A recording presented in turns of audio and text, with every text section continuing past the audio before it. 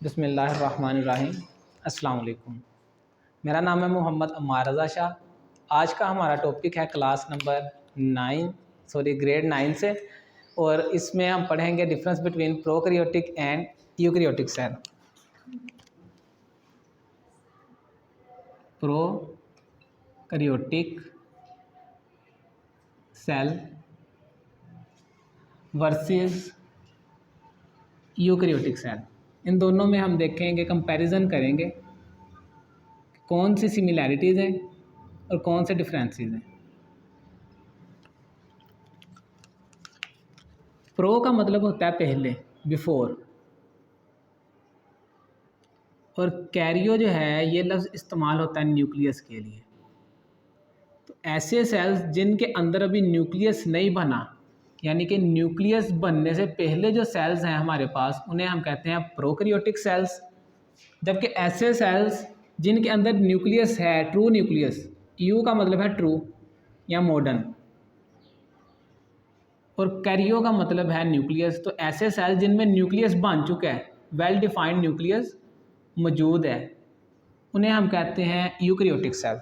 तो prokaryotic cell और eukaryotic cell में पहला डिफरेंस जो है वो न्यूक्लियस का है कि यूकैरियोटिक सेल के अंदर न्यूक्लियस जो है मौजूद है, लेकिन प्रोकैरियोटिक सेल में न्यूक्लियस मौजूद नहीं है। अगर हम यहाँ पे ड्रा कर लें यूकैरियोटिक सेल, यहाँ पे यूँ, और यहाँ पे हम ड्रा कर लेते हैं प्रोकैरियोटिक सेल, तो हम जानते हैं जो सेल्स हैं उनमें एक चीज़ बहुत सिमिलर है कि दोनों के पास प्लाज्मा मेम्ब्रेन है, दोनों के पास फ्लूइड लाइक मटेरियल है जिसे हम साइटोप्लाज्म कहते हैं, और दोनों के पास जेनेटिक मटेरियल है जिसे हम कहेंगे डीएनए। तो सेल्स के अंदर ये चीज़ें बहुत कॉमन है। प्रोकैरियोटिक सेल का साइज़ अगर देखा जाए तो प्रोकैरियोटिक सेल का साइज़ छोटा होता है यूकैरियोटिक सेल के मुकाबले में।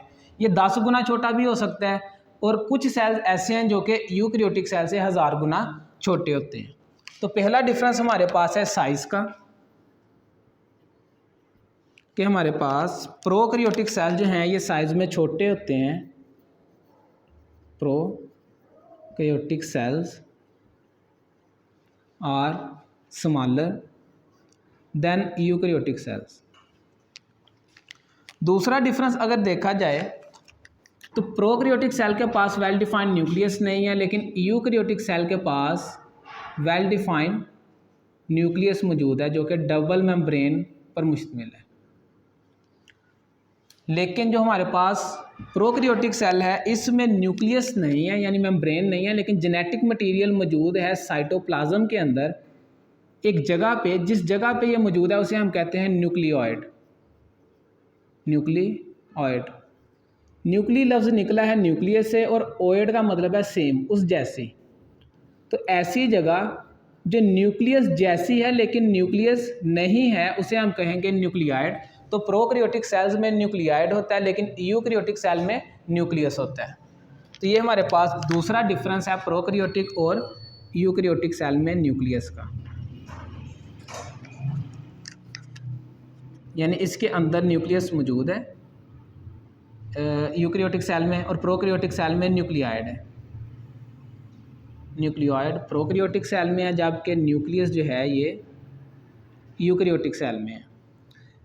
प्रोकैरियोटिक सेल के पास सिर्फ और सिर्फ डीएनए है, लेकिन यूकैरियोटिक सेल का जो डीएनए है ये प्रोटीन के गिर्द लिपटा होता है, यानी डीएनए और प्रोटीन दोनों के मजमूए से इसका डीएनए यानी सेल के अंदर या न्यूक्लियस के अंदर मौजूद होता है। अगर हम फ़र्ज़ करें कि ये हमारे पास प्रोटीन है,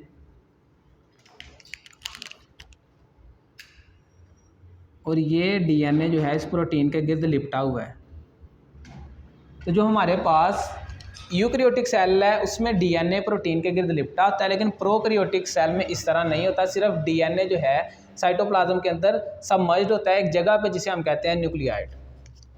चौथा मेजर डिफरेंस ये है कि हमारे पास जो यूकैरियोटिक सेल है इसमें मेम्ब्रेन बाउंड ऑर्गेनेल्स मौजूद होते हैं, जैसे एंडोप्लाज्मिक रेटिकुलम, उसके अलावा गोल्जी अपैरेटस,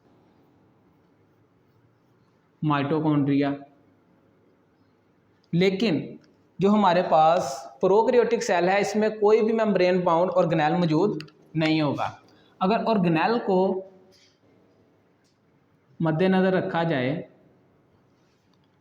तो यूकैरियोटिक सेल में ऑर्गेनेल मौजूद है।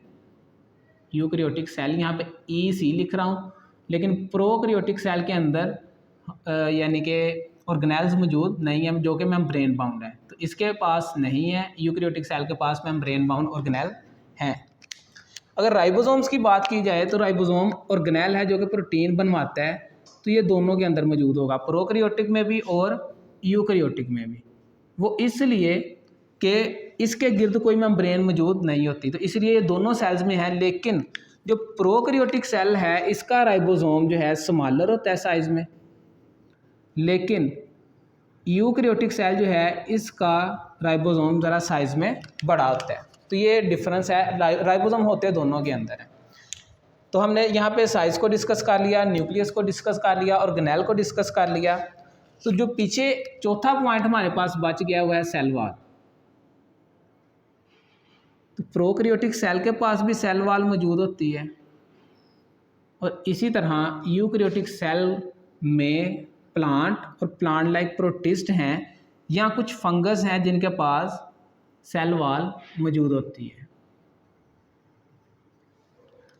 प्रोकैरियोटिक सेल जितने भी हैं इनकी सेल वॉल एक मैक्रो मॉलिक्यूल से बनी होती है जिसे हम कहते हैं पेप्टाइडोग्लाइकन। पेप्टाइडोग्लाइकन एक मैक्रो मॉलिक्यूल है जो कि अमाइनो एसिड और शुगर के मिलने से बनता है। अगर मैं यहाँ पे ड्रा करूँ तो ये मेरे पास शुगर के मॉलिक्यूल्स हैं, यूँ ये ब्लू में मैंने यहाँ पे ड्रा किए हैं, और ये आपस में अटैच हैं अमाइनो एसिड्स के थ्रू। तो दो मॉलिक्यूल्स के मिलने से हमारे पास जो नया मॉलिक्यूल बना है इसे हम कहेंगे पेप्टाइडोग्लाइकन। तो ये हमारे पास पेप्टाइडोग्लाइकन है जो कि अमाइनो एसिड और शुगर के मिलने से बनता है। तो जितने भी प्रोकैरियोटिक सेल्स हैं इनके अंदर जो सेल वॉल है वो पेप्टाइडोग्लाइकन की बनी है। लेकिन अगर आप यूकैरियोटिक सेल को देखें तो इसमें हमारे पास फंगस के पास भी सेल वॉल होती है, इसके अलावा प्लांट्स के पास भी सेल वॉल मौजूद होती है। फंगस की जो सेल वॉल है ये काइटन से बनी होती है। काइटन हमारे पास एक ऑर्गेनिक मैक्रो मॉलिक्यूल है, और प्लांट की सेल वॉल हमारे पास सेलुलोज से बनी होती है। तो सेलुलोज भी हमारे पास ऑर्गेनिक मैक्रो मॉलिक्यूल है, यानी ग्लूकोज की ही लंबी सी चेन आप कह सकते हैं जिसे हम सेलुलोज कह रहे हैं। और काइटन भी तकरीबन इसी तरह ही हमारे पास मौजूद होती है।